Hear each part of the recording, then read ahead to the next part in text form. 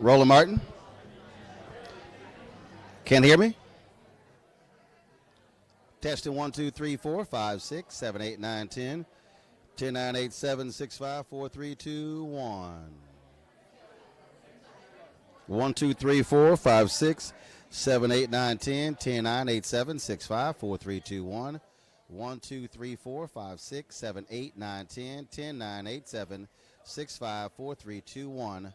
1, 2, 3, 4, 5, 6, 7, 8. So we're good?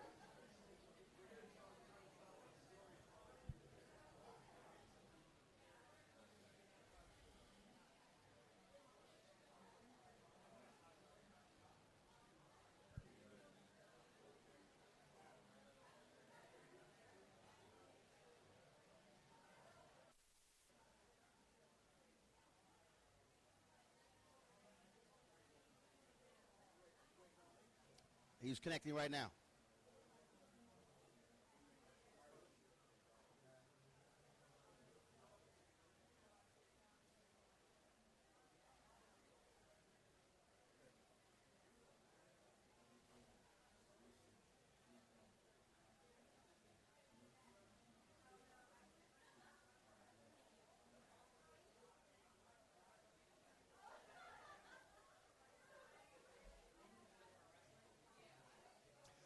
All right, folks, Roland Martin here. I am broadcasting live from Virginia Beach, Virginia, where the folks here at XQ America are having their XQ Live Super Schools event. Today, of course, is Thursday, April 25th, 2019. My apologies for the serious technical issue we had. We had some issues in terms of getting our signal out of our office in Washington, D.C. So as a result, we decided to actually go live direct from here. And so that's where we are right now. And so we had to go to Plan B. Those things happen all the time. And so, again, we're here in Virginia Beach where XQ America, the education group, they're having this pop-up event. We broadcast from the one in Los Angeles. They're having the one here in Virginia Beach as well. There'll be one later on. And so we'll be talking with, of course, Russlyn Ali and Marc Ecko with XQ America. We'll be also talking to the mother of Pharrell.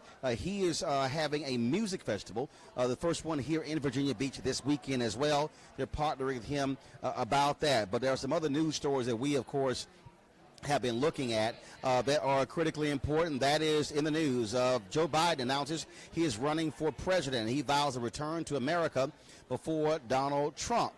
But what he has also done is he has also already released that he has apologized to Anita Hill. Now, here's the deal. Joe Biden is the 21st Democrat who has jumped into the race. And more than the other candidates, he's put the anti-Trump message front and center. He seems to be pitching himself as the only man, the only person to bring us back to what the world was like when President Barack Obama was in the White House.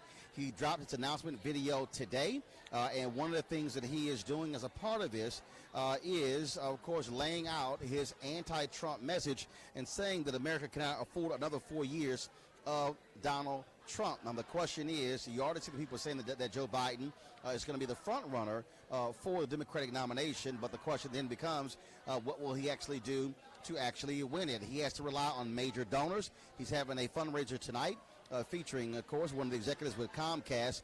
He does not have a large, small donor list like Senator Bernie Sanders and some of the other candidates, and so we shall see what happens. So Joe Biden is now in the race for president. Also, yesterday, the She the People Presidential Forum took place in my hometown of Houston, Texas, on the campus of Texas Southern University, and there were some issues with Bernie Sanders where he was actually drew some boos. He was one of the 8, then 20 presidential candidates who participated. Only 8 could do so because of time constraints, and it was pretty interesting because when he began to talk about his work with marching with Dr. King, what ended up happening was it was not happy at all with the audience there. And so that was quite interesting there. Today, former Ohio State Senator Nina Turner took folks to task at a Bernie Sanders rally in Fort Worth, Texas, and she said that she was embarrassed to see folks booing Bernie Sanders because of his work along with Reverend Dr. Martin Luther King Jr. And so drama there at that forum yesterday. We shall see what happens next. Now, speaking of drama, there are some critical voting rights stories that we have been covering. We start in Michigan, where a 3-judge federal panel ordered the state legislature to redraw state legislative and congressional maps for the 2020 election. Now, according to the ruling, the gerrymandered districts approved by Republicans who control both chambers of the legislature deliberately discriminates against Democratic voters by diluting the power of their vote. That's in Michigan. In Nevada, a bill restoring voting rights to certain felons passed the assembly there 32-9. The bill would grant voting rights to anyone not incarcerated. There are about 90,000 formerly incarcerated folks in Nevada who now be eligible to vote. Now, of course, the 2016 presidential and Senate races in Nevada, both won by Democrats, had a margin way less than 90,000, and so that could play a critical role in who wins Nevada in the 2020 campaign. Now let's go to Florida, where I warned you what Republicans were going to do after Amendment 4 was passed, granting voting rights to the formerly incarcerated upwards of 1.4 million people. Guess what? Republicans there passed a measure in the House 71-45. The vote was along party lines. What does it do? It requires all court fines, fees, and restitution should be required before felons can vote. The Senate bill requires only restitution. It's yet to be heard on the Senate floor. Also, you have not heard from Governor Ron DeSantis. Will he sign this bill if it is passed? Like I kept telling y'all, it was one thing to get excited because it passed, Amendment 4 passed. The ACLU has already said they're going to sue the state of Florida, but I told you Republicans were not going to be silent when it came to the issue of who was going to vote there in Florida. Speaking of Florida, a decision was rendered today. For the first time in nearly 30 years, a Florida cop was sentenced to prison for an on-duty fatal shooting. Palm Beach Gardens officer Numan Raja was sentenced to 25 years for killing a stranded black motorist, 31-year-old Corey Jones, in 2015. Raja had been convicted of manslaughter and attempted murder last month. And what made the case stick was the audio recording of Jones's call to roadside assistance that contradicted what the officer said about his actions before he killed Jones. Again, Raja going to prison for 25 years for killing Corey Jones. Also, folks, let's talk about what happened in Texas, where one of the killers of James Byrd, he is dead, was put to death yesterday in Texas. Remember, on June 6, 1998, James Byrd Jr. was dragged 3 miles on a lonely road there in Texas. And it inspired federal hate crime laws in Texas. John William King, 44, was one of the 3 convicted for the murder. He was executed last night by lethal injection. A second man was also executed for the crime. And so, again, that's where we stand in terms of that case, James Byrd Jr. Folks, I covered that story that took place in East Texas, and I'm going to tell you right now, I walked that road in the daytime, and it was an eerie feeling walking that road in the daytime. And so, but glad to see some justice in that case there. And James Byrd was nearly decapitated when he was actually dragged on a truck, in the back of a truck, down that particular road. Let's talk about Baltimore, folks, where things are getting worse for Baltimore Mayor Catherine Pugh. This morning, the FBI raided her home, a second residence she owns, plus City Hall, and a nonprofit where she has worked with, and even her attorney's office. Agents were seen carting out boxes of her self-published children's book, Healthy Holly. The book is at the center of a growing scandal. There were hundreds of thousands of dollars of purchases of the book by entities with business before Catherine Pugh, her official capacity as mayor and as a board member of the University of Maryland Medical System, but also when she was in the state Senate. Now, no arrests were made today. The Maryland governor and the Baltimore City Council have all asked her to step down. She has refused to do so and is on medical leave, saying that she had pneumonia. Yet there are some reports that she also has left Baltimore and left the state of Maryland. So we'll be covering that as best as we can. As I told you, folks, we're here in Virginia Beach with the folks with XQ America, a school initiative. They're holding their Super Schools Initiative. So they have these live pop-up events taking place across the country. They've already had 2 this year. The first was in Los Angeles. We broadcast live from there. And the second one took place in Chicago. This is the third of the 2. And so we are here helping to broadcast here what they're doing here when it comes to education. And so we're going to be talking with some of the guests right now. And so what I want to do is bring one of our first guests right now. She is Carolyn Williams. She's the principal officer from One Hand to Another, an organization founded in 2008 by her son, Pharrell Williams, to, as he said, to change the world one kid at a time, providing them the tools and resources to meet their unique potential. From One Hand to Another is a partner of XQ America with this particular event right here. And so, Carolyn, how you doing? I'm doing fine. How are you? Thank all you for good, having me. all good. Yes. Glad to be here. So, Thank first and foremost, obviously, education is a critically important issue. I was earlier this week. I was in Sacramento, where we had a school choices, the Black Choice Town Hall, with the folks with the Fortune School. And now we're here with XQ America. And why did y'all decide to partner with XQ on this particular event? You have the music festival going on, but having this one as well. Well, because first of all, Something in the Water was about a multifaceted need for our area. And one important area of need relative to, Pharrell's interest is education. And so from One Hand to Another and what XQ is doing, we thought there was some synergy. When you talk about, obviously, education, how critical was it for you raising your son and making it clear that it doesn't matter what you go into, the reality is you have to have education as the backbone of your entire existence? Well, for someone who is an educator and where education was important as a family growing up, is one of those things that we know that going forward, if you want your children to succeed, that they have to have an education. And it wasn't just for him. 10 years after that, there was another son, and 10 years after that, there was another son. And so now we're talking about 10-year gaps. 10-year gaps. Oh, my goodness. Sorry. So, and even now, grandchildren, but besides that, as a former educator, just having that experience, being in the school system and our children. And then from One Hand to Another, what we've been able to do is try to fill the gap, at least with our summer camp, that kids were missing in the summer, making sure that there was no recidivism, and so that they would keep that brain fresh. So when they went back to school in September, which I have witnessed, it took a month to try and catch up what they left with, right? But when you keep it active, ongoing in the summer, they're that much ahead of their counterparts who may not have had that education during the summer. Well, one of the things that for me, I think that also jumps out when you talk about this here is that there's someone who's watching, they probably say, well, you were an educator, so you understand that. But the reality is parents are indeed the first educators for children. And look, my brother was a teacher, 2 of my sisters, one was a teacher's aide, and their deal also is that, look, it can't just be on a teacher or a principal. You've got to have the active participation of parents to ensure success for their children. Absolutely, and I'm sure many are familiar with the African proverb, it takes a village.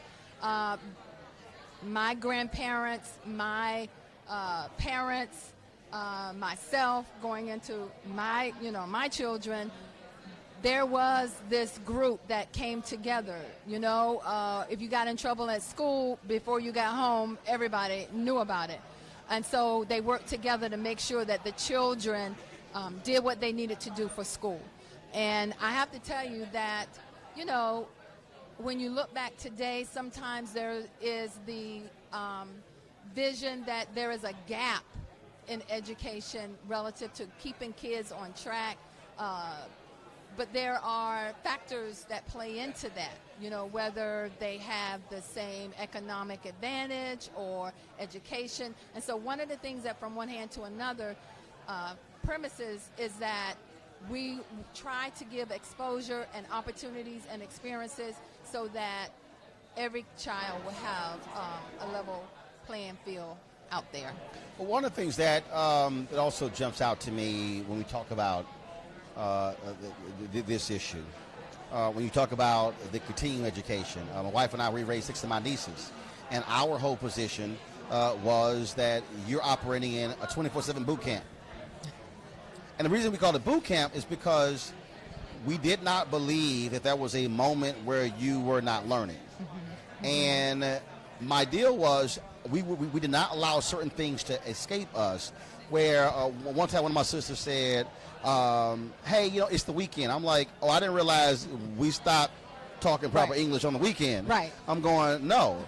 If I hear something, I'm correcting at that very moment. Right. And I think for a lot of people, we sort of have to have that attitude. First of all, black people have always cared about education. Right. But I really believe it has to be this intense focus to understand, especially those first critical years from they're born to 10. I mean, those are those critical years because the brains are like sponges, and we got to be just on it constantly and not say, oh, they'll get it later.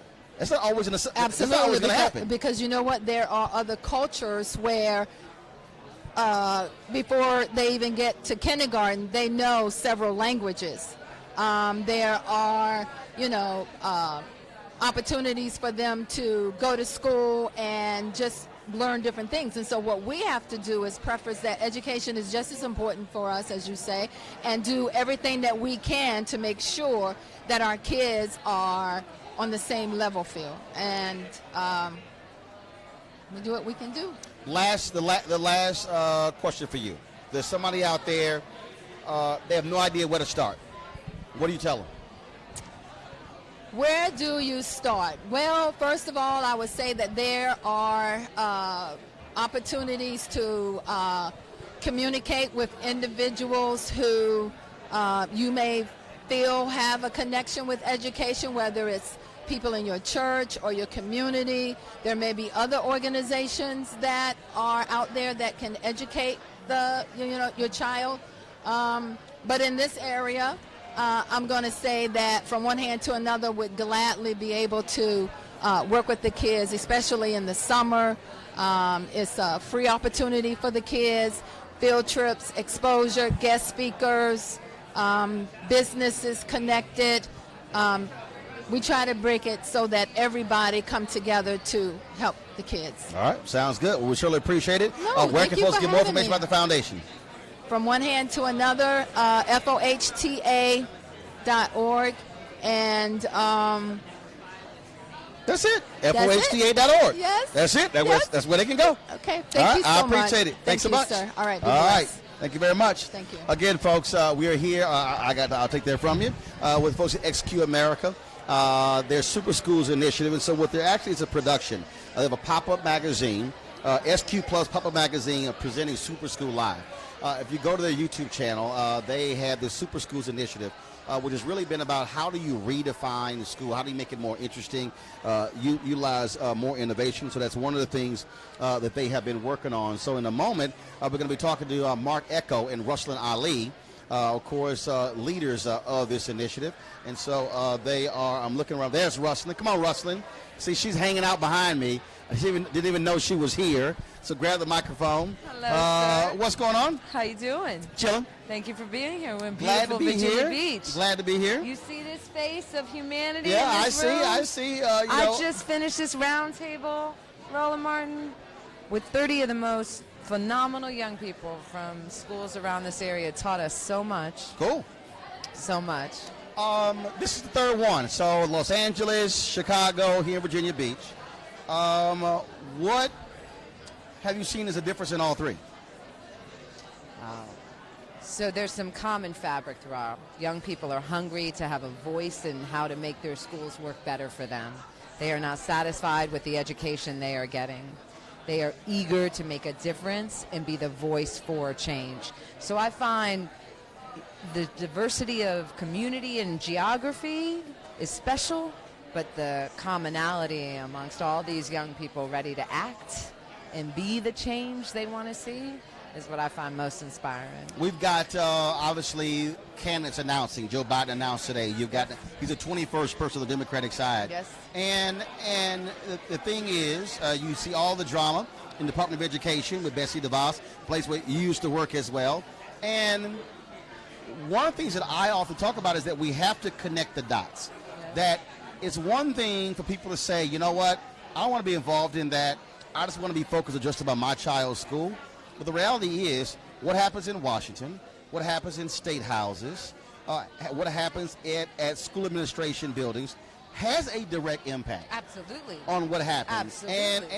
And dealing with one of the things that we'll be working with y'all on, school boards. I mean, and not just a responsibility, they govern the whole system, right? School board members, we're talking about $600 billion a year that they are responsible for spending.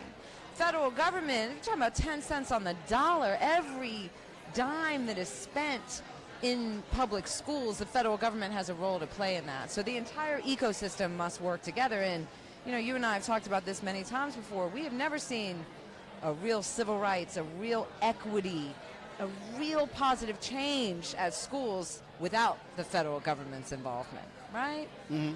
Well, and again, and that's why I keep emphasizing why you have to connect the dots. That's right. Because when I travel around this country and I talk to people, folks really sort of have this view of, you know what, that's not my thing. I don't really want to get involved. And when you look at school board races around this country, there are people who are literally determining policy, what's happening in schools, who only got elected with a couple of hundred votes. That's right. And so we spend like all of this energy right now on the presidential campaign, when actually most people's lives are going to be transformed by that local board. That's right. That's right. They are responsible for all of the decisions made at the state and local level when it comes to how our schools operate. You have state boards of education, you have local boards of education. Less than 5% on average people vote in school boards. Less than 5%. Unless it's an election that has a presidential or it's an otherwise sexy election, less than 5% on average, right? This matters. If we care, we will vote. So with the Super Schools Initiative, after we went through picking all the folks, all the different schools, first of all, how has that been going? You know, how have they been redefining these schools? Well, we're at 19 now schools, transformative models that are showing us how to do high schools differently than we've ever seen. But we now also have a few states. Rhode Island is working on transforming all of their high schools. Tulsa, a district in Oklahoma, working to transform all theirs. We have demand and interest from state leaders everywhere seeking to get community voice engaged to dream smart and then build the next generation of high schools for their young people.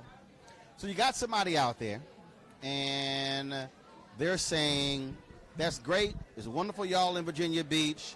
But you know what? I don't know where to start where I am. We're talking about high schools, but there are elementary schools and middle schools as well. And so what do you say to the person? Or let's say they don't even have any kids, but they say, I'm concerned. Where do they start? What would you tell them?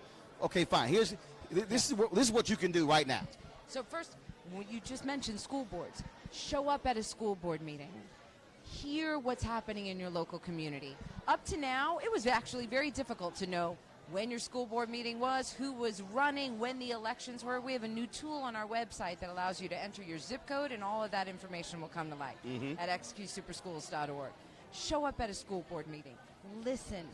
If you are a So I think folks saying I can barely hear her mic, so keep talking, and I'm going to hold the mic up to you. I got it.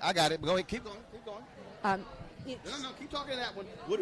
They're going to get it covered regardless. All right, so show up at a school board meeting, right? It matters. It counts. If you are a parent of a young person in a school, your voice, you are the most important stakeholder in your community at your schools.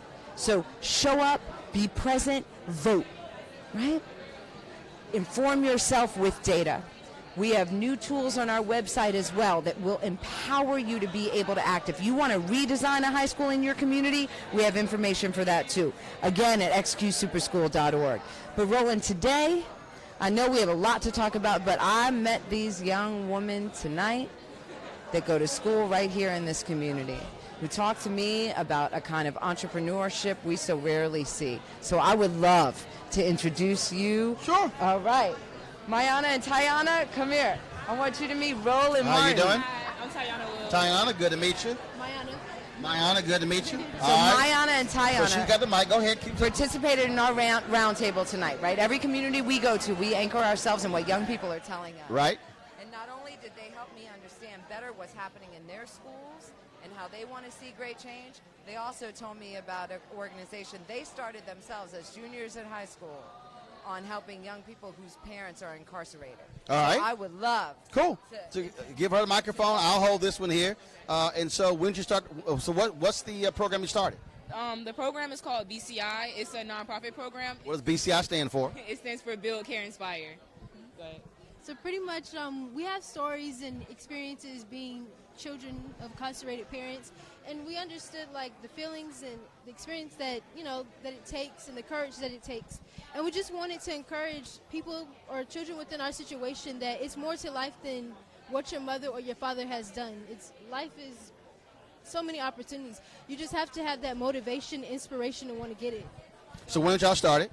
We actually had a rough start last year. We're actually in the Entrepreneurship and Business Academy, so starting a business was a project for us. So at first it didn't hold that passion until we realized our stories could be what our business was, and that we could be a service instead of a product, because we were like trying to push ourselves to be a product, and that was just something we wasn't into.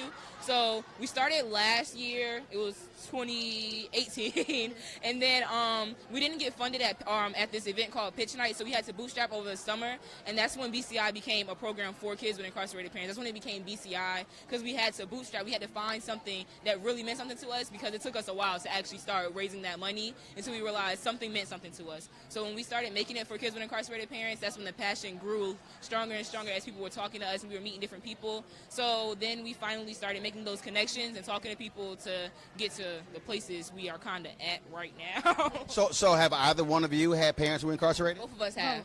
And so still are, or in the past? My mom was released when I was 15, but my dad died in prison. And my mom just came home like last year of June. And how did you deal with that? Because, I mean, you're in classrooms. I mean, look, you've been going to school, elementary school, middle school, and that is a different dynamic. Yeah. When my parents left, it was like my life got flipped upside down, and I was only 7 years old. So for me, so both were gone at the same time. Yeah, both of my parents went to prison at the exact same time, same day, same time, place, all of that. So for me, it was just a shocker, because to me, my parents were like heroes. I didn't even know it was any reason for them to be in prison. So it was like a constant reminder with the fact that everybody in my school knew my parents. So it was a constant remembrance when. Say it again. I got it. All right, we're going to turn this way. Got it. We got you.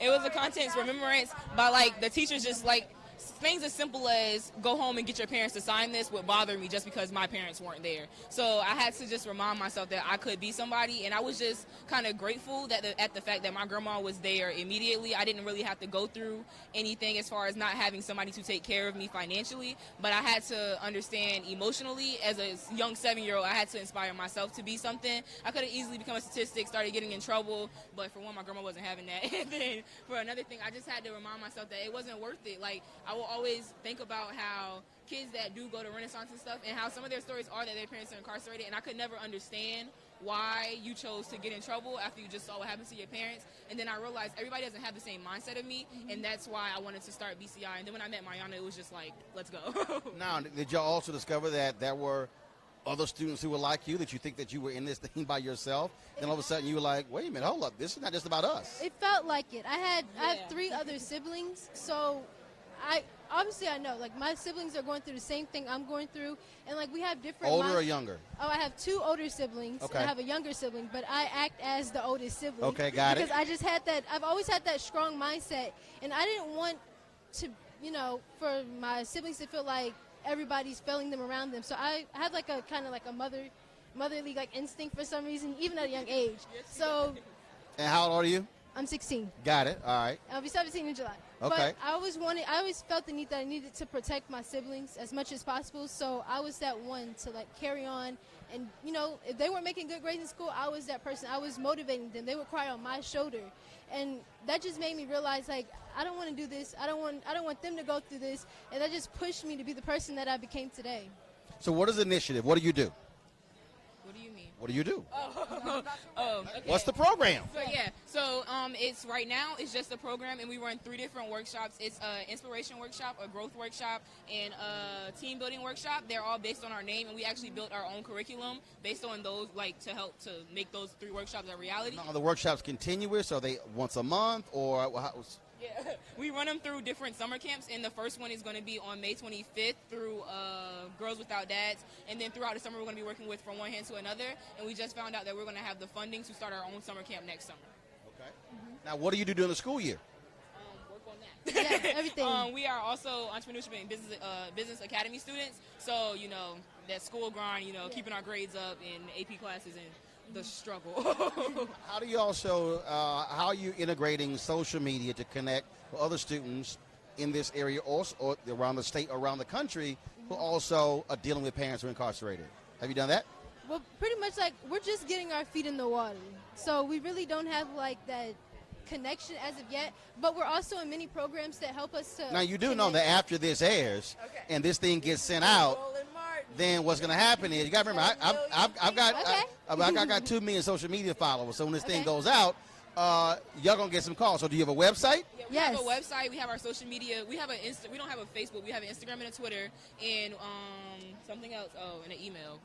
What's the Instagram? Okay. Our Instagram is at BCI Nonprofit. Our email is at BCI Nonprofit at gmail.com. And the Twitter is BCI Nonprofits. Yeah, everything is BCI Nonprofit. And the website? And the website is BCINonprofit.com. Yeah, .com. Okay. And it's you would probably have to put a /Wix, right? Yeah. Yeah. Because it's made through the Wix website, because it's just a little starter. Okay. Because again, I mean, there are a lot of people who obviously in the same situation the 2 of you have been in, and they certainly probably are looking for some advice, some counsel, or they may be inspired to say, hey, let's start something like that where I am. Anything else? Well, I love my aunt. Yeah. She's been the person who's given me that adult structure, because when I was 3 months old, my father, he passed away of cancer. So I really didn't have my mother or my father, but when I met my aunt, that's when, like, the things that I knew, she just pretty much, like, reinvented it and helped me to be a young adult, pretty much. Well, cool. Well, let's go ahead.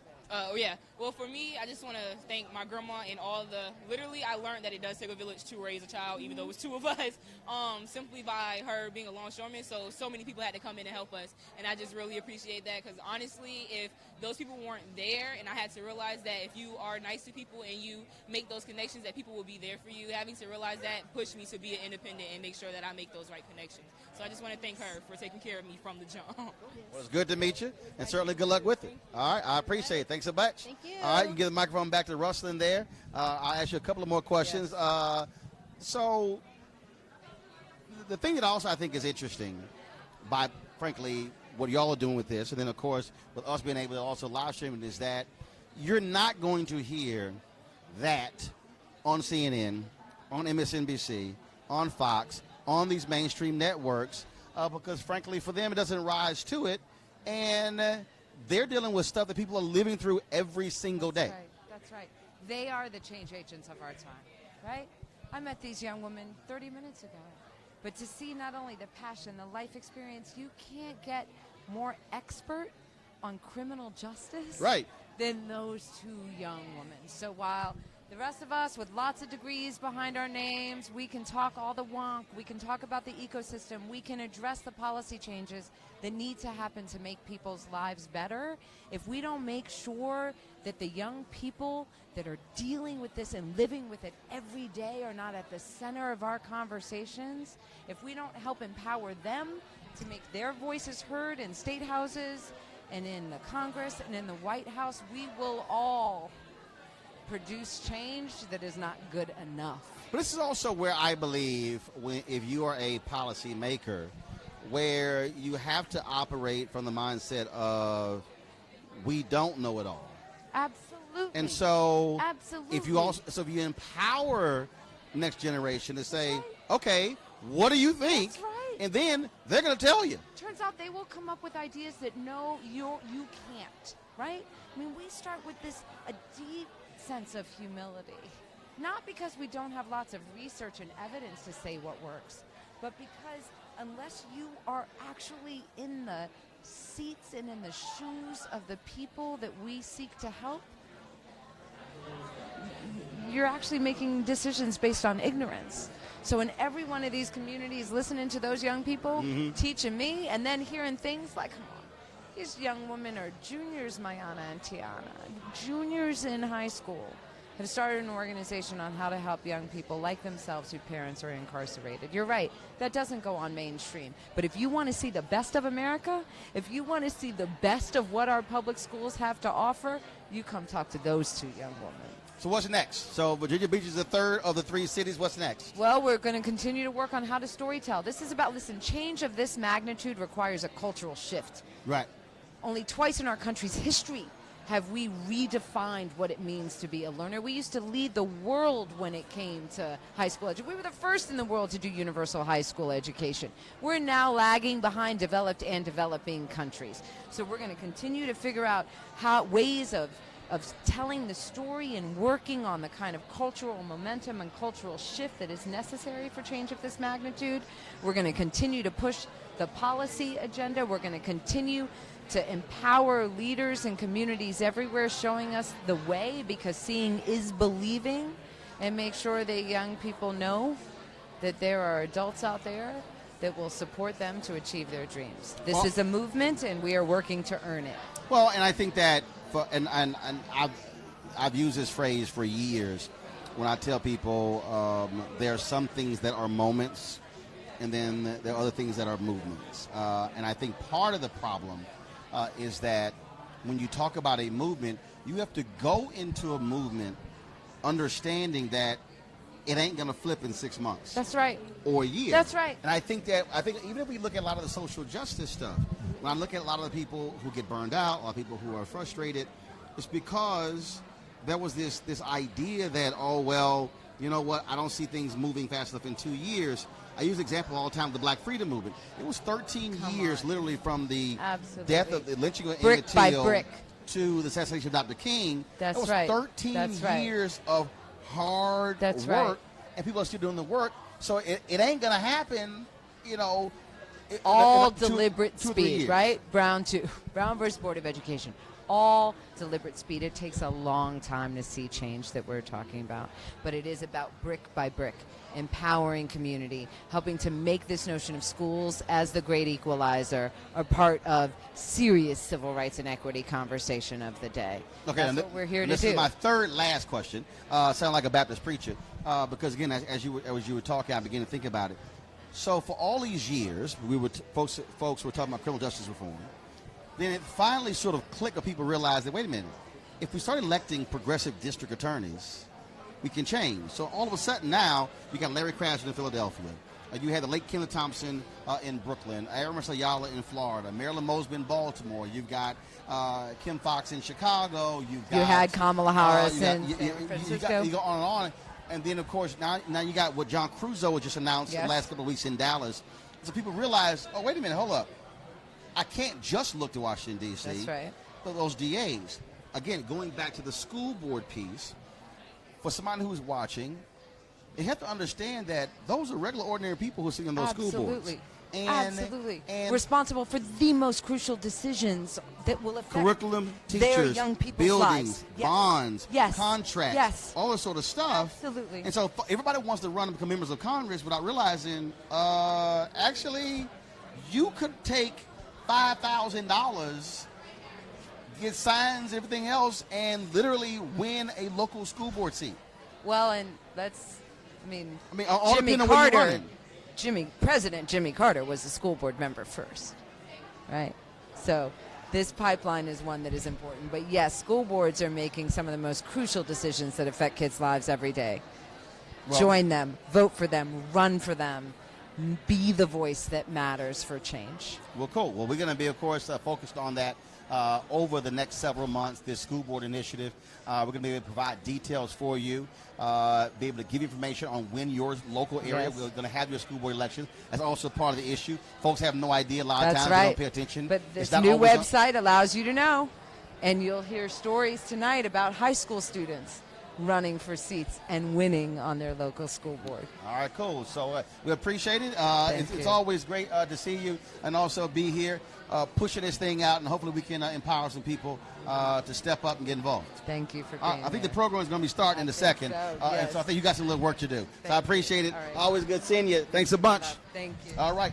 Again, folks, that was Russlyn Ali with folks with XQ America, and we certainly appreciate what they're doing. We also thank them for being a partner, Roland Martin Unfiltered. I actually was one of the advisors for XQ America when they were getting started with the Super Schools Initiative, and in fact, what we are doing here is what we've been doing here is really focusing ourselves on doing things that you're not going to see elsewhere. And let's just be honest.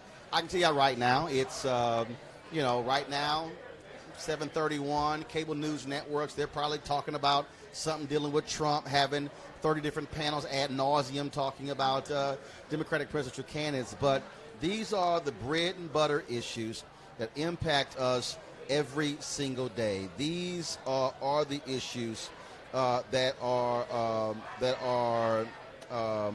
impacting us, and we want to be able to be here to enlighten you, empower you as well. And so, and Russlyn was absolutely right. I mean, listening to those young women talk about this initiative they started, I mean, you can hear it in their voices, you can see it on their faces in terms of what their concerns are as well.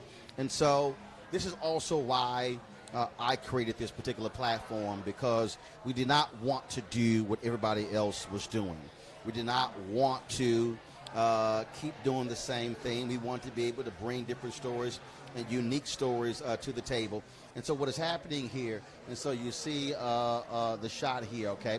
So what's happening here, they actually have a live initiative. And so I'll step to the side over here. So they have a live initiative that they are doing. It's an actual program. Now, we're not going to be live streaming the program. And so it's a live program they're doing. It's really focused about school. It's about, see, you hear the announcement, the show is about to begin, and that's again what it's all about.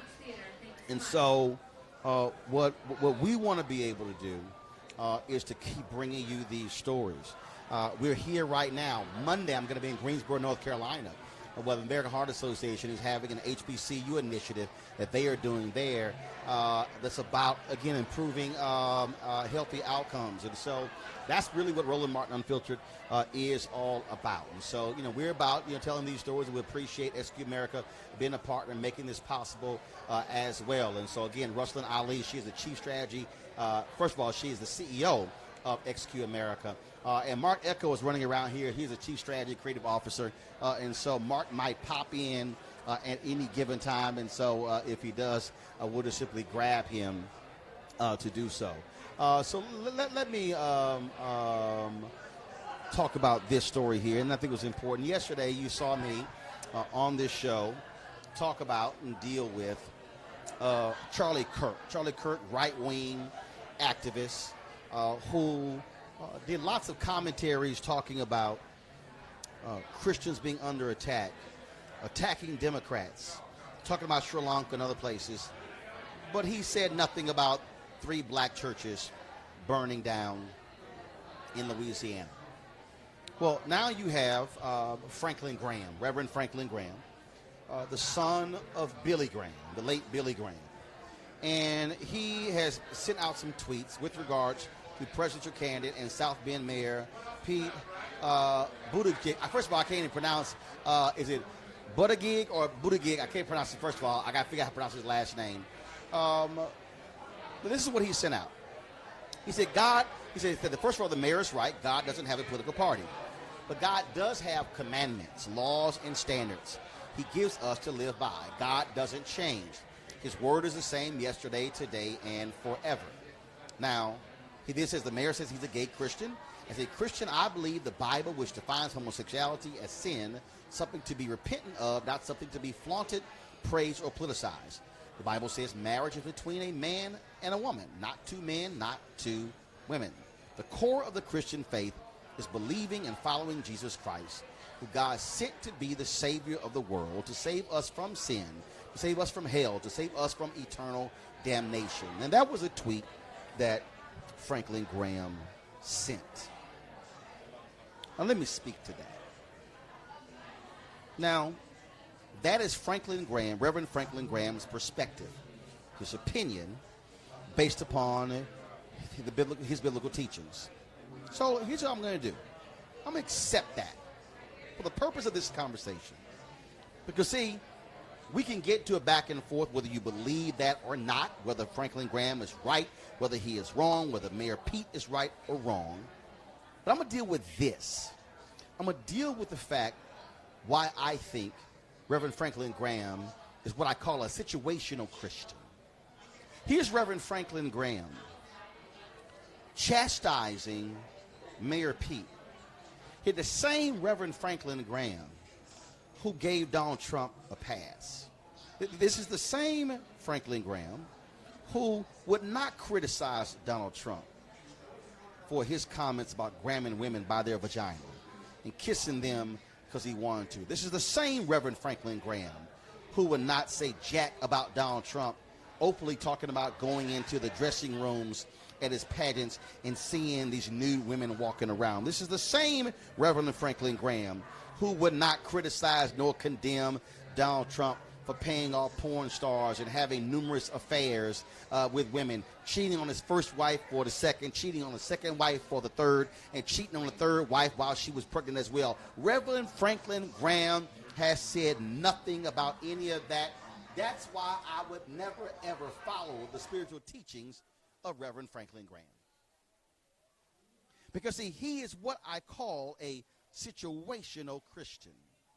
And depending upon the person who he is supporting, depending upon the political party, that's his perspective. You got Reverend Robert Jeffers, of course, out of Dallas, again, explaining away and dismissing anything that Donald Trump does. You don't hear Reverend Franklin Graham having the audacity to speak boldly and confidently about how Donald Trump is treating children in this country, taking children, ripping them from the parents' arms, and not having them reunited with their families. Please tell me that this is the same Reverend Franklin Graham who wants to preach to us about morality.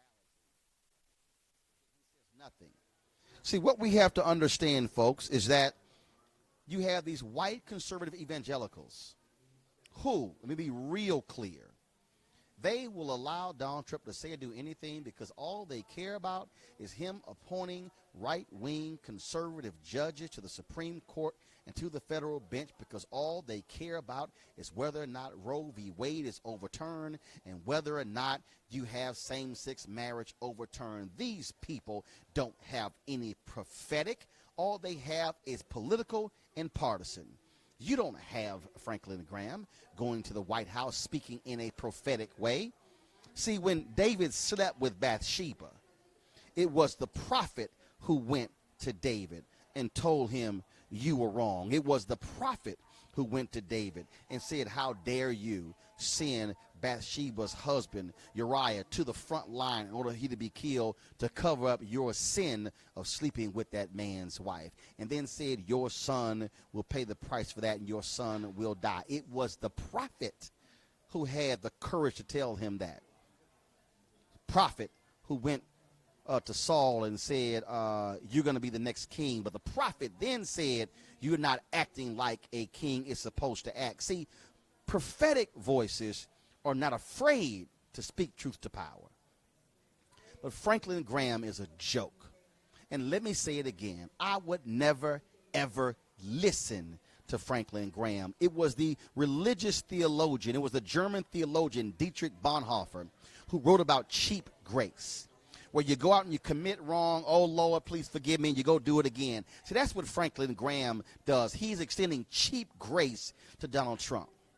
So he will sit here and challenge a gay presidential candidate, the mayor of South Bend, but he will say nothing to Donald Trump. He will not criticize his actions. He is mute when he says nothing. He was not properly criticizing and condemning Donald Trump with what he said about the Charlottesville folks, good folks on both sides. I have absolutely zero respect for any person of the cloth who is silent on the shameful words and actions of Donald Trump.